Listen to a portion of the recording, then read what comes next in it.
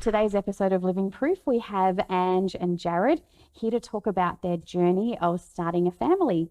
Ange and Jarrod, welcome. Thank you. So you both have always wanted to have a family. I know you're really family people, but starting a family for you has been quite a difficult journey. Jarrod, can you tell us a little bit about that? Sure. I've always seen myself and Ange as well, we've seen ourselves as being parents. Being a parent is just one of the biggest blessings that anybody could have, and certainly for us, when it came to planning a family, we had very clear ideas on how many children we'd want to have and that sort of thing. But then when it came to every month or so, we would come along and see that things aren't happening the way we thought they would. And so that was something that challenged us quite a lot. And so we began to pray about that. And of course, when you're hypersensitive to things like that, all you can see is people who are just pregnant everywhere. Yeah. And so that was a little bit, I guess, distressing for us in a sense. Well, oh God, where are you? What are you doing? You know, we would be wonderful parents. We felt within ourselves we would be fantastic parents. And so it was a little, I guess, disheartening to realise that what we were doing just simply wasn't working. And so we felt, okay, this is probably an opportunity where we need to start making some medical inquiries. That's not to undermine God's plan or anything like that. We need to be honouring God in all of this, because we're obviously very sensitive to His plan, and I don't want to be, or neither of us want to actually be looking to force God's hand. Now, of course, God is God. He can do what He wants anyway. But that's certainly where we felt that God wanted us to trust in other people to help us on that journey. So goodness, Ange, as you know, a wife wanting to start a family, hearing that you can't conceive naturally would have just been completely devastating. So what happened when you went to get some medical advice? Well, the doctors recommended that IVF treatment would be the best. So we decided, okay, we'll do this, and God be willing, this could be the way that we have our children. And so when we first went there, they tried a medication for us that we went on for a little while, but it wasn't doing anything. They said we need to go to a different technique. To cut a long story short, we tried an IVF cycle where they put me to sleep and collected my eggs. And after that, they found one was viable, and thank God, they did an embryo transfer, and we had a 2-week wait to find out if we were pregnant or not. And incredibly, we were pregnant. So that was awesome. That was our firstborn son, Jacob, who's now actually 12 and as big as me, which is it's amazing. So that was our first miracle baby. So after Jacob was born, this miracle baby, what happened next? We always had our mind or our heart set on having more than just one child. And of course, for myself, being an only child, I thought, gee, it would have been good to have a brother or a sister, someone to harass and, you know, have fun with and get up to mischief with. But, you know, I mean, it was fine being an only child, of course. But certainly for Jacob, I thought, wow, you know, this would be such a wonderful thing for him to have that. And I guess, in a sense, for myself, being the only child, being able to see that vicariously through him. And so we thought, okay, we want to start planning to try this again. Now, we obviously had success with Jacob with the IVF journey in that first round. The difficulty we had with that is obviously with Ange having such an adverse reaction to anaesthetic, and we kind of knew that there was some allergies to some medications there, but we weren't expecting it with anaesthetic. And so it was to a point where I felt, oh my goodness, you know, I think I'm going to lose my wife here because of the reaction that she had. So we were very apprehensive about IVF a second time round, particularly because we didn't have any embryos left from Jacob's round. So yeah, it was very tricky and really required a lot of thought and prayer and advice. And so anyway, time went by, and by some miracle, we actually managed to conceive naturally. Wow. And I remember that day quite well. I was actually just sitting down. I think I was reading a book or something at the time, and Ange just bursts in and says, "Oh my gosh, I'm pregnant!" And I'm like, being in the business of miracles that the Lord is, and being believers, we thought, well, obviously God's been at work here. Yeah. And so we were absolutely thrilled. So we had scans and all of that sort of stuff, and things were progressing. And by about 9 weeks, Ange noticed that something wasn't quite right, and ended up going into the Modbury Hospital that night. And once we were seen to had an ultrasound, and unfortunately at that point in time they determined that there was no heartbeat, and so we were told to prepare that this was going to be a miscarriage. And of course, we're just absolutely gutted. Yeah, it would have been. Because we're thinking, Lord, what are you doing? This is crazy. And of course we don't understand. God does, but we don't. And of course that was a real challenging point in our faith. And so, yeah, we didn't quite know what to do after that. We were just so confused and very heartbroken. And of course, the staff at the hospital were fantastic. They were sort of, giving us lots of reassurances that maybe this little baby might not have had a wonderful life if it had have gone full term. And of course, those things are somewhat comforting, but nonetheless, it still hurts. It's still, we still grieved. And of course, being the humans that we are, as a husband, supporting my wife who's going through this, you think, I just want to fix this for her. Yeah. And of course I can't. Yeah. And so that was a really difficult time, and heartbreaking time. So yeah, we just really didn't know what to do from there. And I think, to say that we didn't lose our faith over it or anything like that. We were certainly just questioning, what is going on, what's the point of this, what can we learn, and what can we do to encourage other people who might be going through similar things to us. Yeah. So yeah, it was a really tricky time. Yeah. So after going to the hospital and finding out that this naturally conceived pregnancy was not going to be viable, did you end up going and doing IVF again? We did struggle with the whole idea because it costs a lot of money. But not only that, it was the treatment that I had the first time round was really bad. I reacted quite badly to it. So I was very nervous to go through it again. But thankfully they did another treatment. So I was basically awake this time when I had my eggs collected with local anaesthetic. And that was when I had 8 eggs collected, and one of them became the perfect embryo.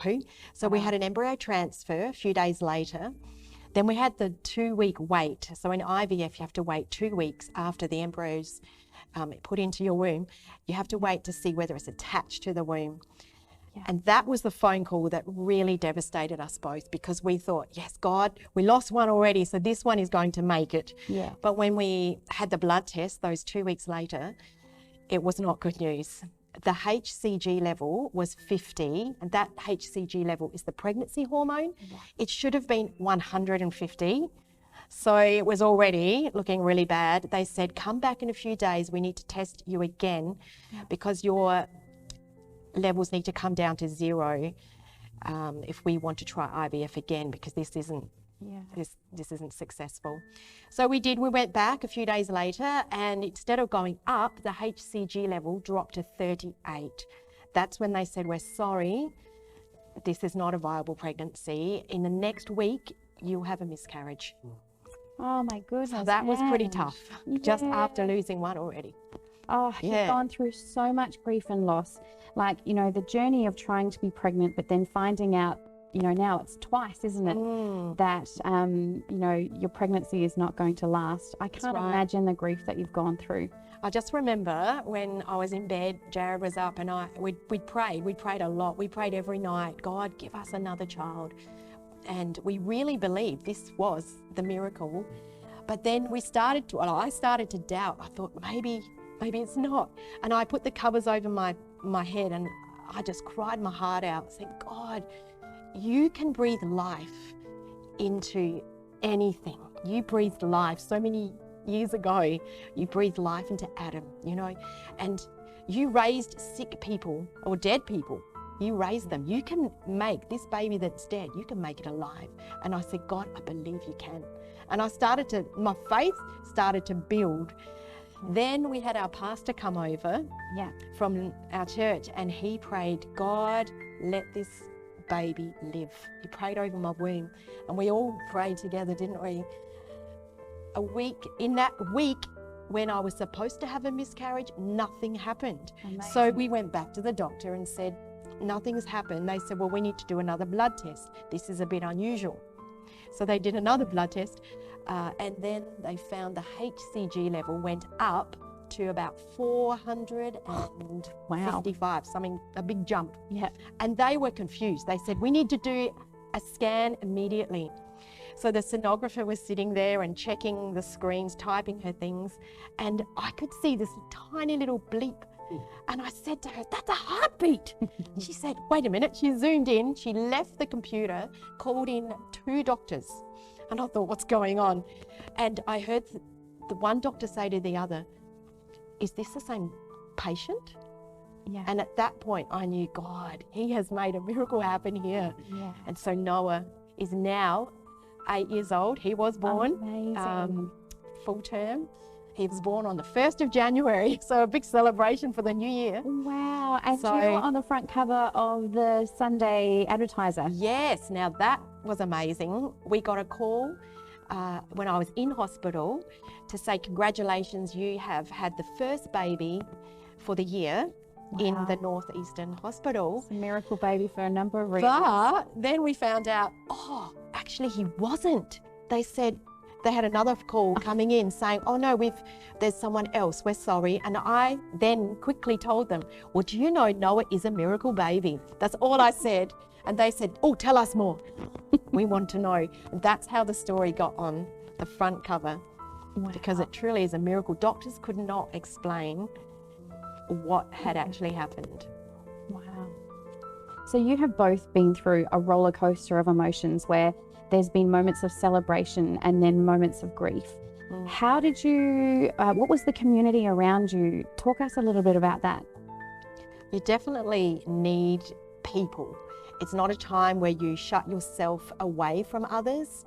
So obviously there's God, and I needed God's strength. I would talk to him and have that peace in my heart. Everything is going to be okay. There is a reason for everything, and God will help me through this. But he provides people around us, and Jarrod, obviously being my husband, was there, being a loving, supportive husband. But we also had church community that would come around us, and family. We had meals. I remember the practical side of things, people dropping off food, cards, flowers. We got loads of flowers. That was just, for me, that really touched my heart because I love plants. But that just spoke loudly to me that people really do care. And that's what people need. They need people around them. Yeah. Sometimes those easy, practical things really just speak volumes, don't they? Definitely. Yeah. So I'm very appreciative to all those people that stepped up and did the practical things, as well as prayer. Prayer is an important thing. When you know someone's praying for you, it gives you confidence too. Yeah. Yeah. So many of us out there have gone through so much grief and loss, whether it's a loss of pregnancy or whether it's a spouse or a loved one. There's so many grief and loss things out there that we can experience. What advice can you give for people to hold out for their miracle? I think one of the best pieces of advice I could give is sometimes we shouldn't spend too much time trying to find the answers in the natural. We need to actually spend time with God and exploring his heart rather than our plans that we have for ourselves. I think only then can we actually understand or have some level of understanding about what's going on. Why have I been taken through this experience? And so particularly with grief and loss, it's something that we all face. Everybody faces it. And how we come through that is the most important thing. And I think that having some level of faith in God to be able to help us to be comforted by the Holy Spirit in that, and also to be given Scripture to reflect on and to allow God to, I guess, meditate on His Word and have Him actually speak through His Word to us and encourage us that way. If it's something that is quite a deep and profound grief, that if it's beyond your feeling of capability, it's important that people actually reach out to professional services, whether that be medical professional, psychological, whatever. Absolutely. There's so many services available out there, isn't That's there? right, and there are many Christian organisations that do Christian counselling and things like that as well. And I know certainly when my father passed away, or was actually about to pass away, I had some counselling from a Christian counsellor, and it only took me one session to actually get the keys that I needed to be able to go into that time where there was going to be an imminent passing and the aftermath of that, of course. So that was really, really helpful. So certainly, I highly recommend that. Yeah. Excellent.